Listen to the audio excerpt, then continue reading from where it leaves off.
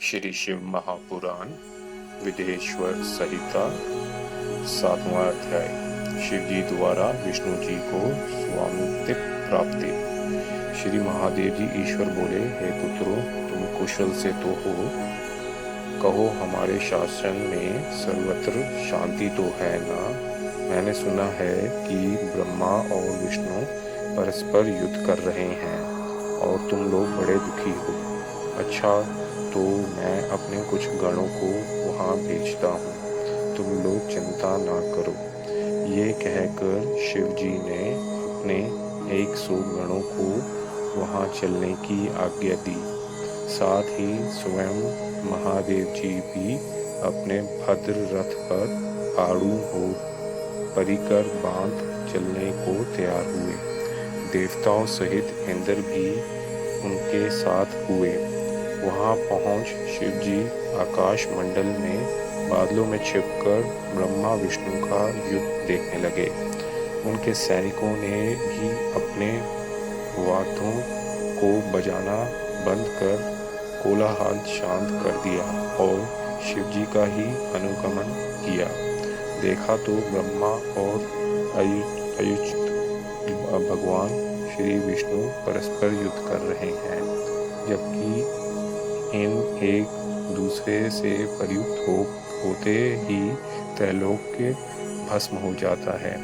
तब प्रलय के इस रूप को देख निष्कल शिव जी से न रहा गया और वे इनका युद्ध शांत करने के लिए महाअग्नि के तुल्य एक स्तंभ के रूप में हो गए और दोनों के बीच में जा खड़े हुए। फिर तो उस महाअग्नि के प्रकट होने से वे शांत हो गए। अस्त्रों के शांत होने पर अद्भुत दृश्य को देखकर ब्रह्मा और विष्णु परस्पर कहने लगे कि ये इंद्रियातीत अग्नि स्वरूप स्तंभ क्या है, हमें इसका पता लगाना चाहिए। ऐसा निश्चय कर दोनों वीर उसकी परीक्षा के लिए बहुत ही शीघ्र वहां से चले। भगवान विष्णु ने शूकर का रूप धारण किया और वे उसके मूल को देखने के लिए नीचे गए। ब्रह्मा जी ने हंस का रूप धारण कर ऊपर गमन किया। विष्णु जी पाताल में बहुत दूर तक चले गए, परंतु स्तंभ का उन्हें कुछ भी पता न चला। तब वह फिर युद्ध भूमि में लौट आए। उधर ब्रह्मा जी ने आकाश में जाकर केतकी का फूल देखा। उन्हें विश्वास हो गया कि हमने स्तंभ का अंत देख लिया। वे केतकी का फूल लिए विष्णु के पास आए। विष्णु जी ने उनके चरण पकड़ लिए। तब ब्रह्मा ने के छल को जानकर ईश्वर को वहां तत्क्षण प्रकट होना पड़ा। विष्णु जी ने उनका भी चरण पकड़ लिया।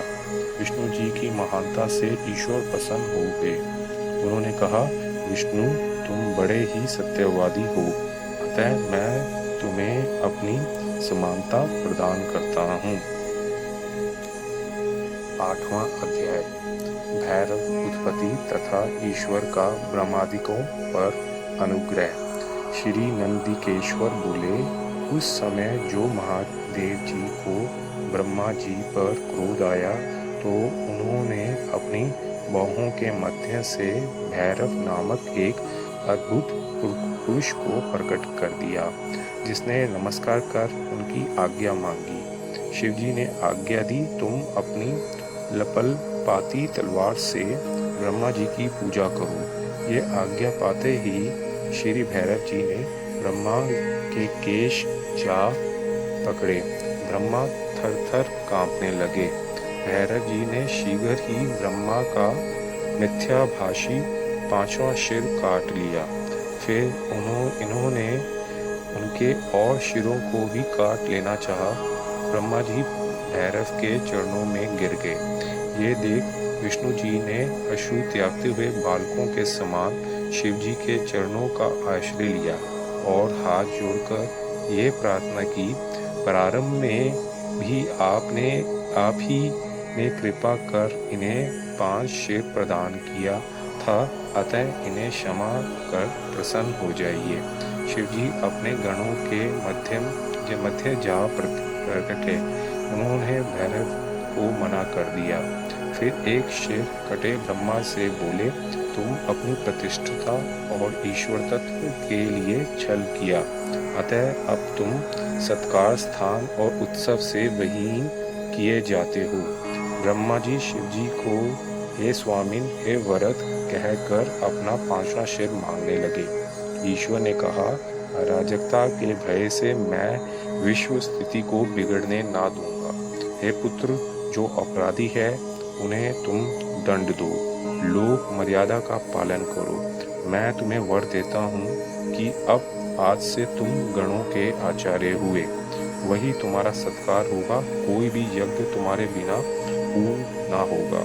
ब्रह्मा जी से ऐसा कहकर ईश्वर उस केतकी के पुष्प से बोले, रे मिथ्याभाषी केतक दुष्ट, तू भाग जा, तू मेरी पूजा के योग्य नहीं है। शिव जी के गणों ने उसे दूर भगा दिया। केतक शिव जी की प्रार्थना करने लगा और उसने कहा कि हे नाथ, कुछ तो सुफल कीजिए, मेरे पापों को दूर कीजिए, भला आपकी कृपा से क्या दुर्लभ है। शिव जी ने कहा, मेरा वचन मिथ्या नहीं होता, हम तो तुम्हें नहीं स्वीकार करेंगे, परंतु तू मेरे भक्तों के योग्य है, और इस प्रकार तेरा भी जन्म सफल होगा। जहाँ मेरी मंडप रचना होगी, उसका शेर मौर तू ही होगा। ईश्वर केतक ब्रह्मा और विष्णु पर कृपा कर देवताओं में आए। देवताओं ने उनकी यथोचित पूजा की। शिव जी अपनी शोभित सभा में जा बैठे।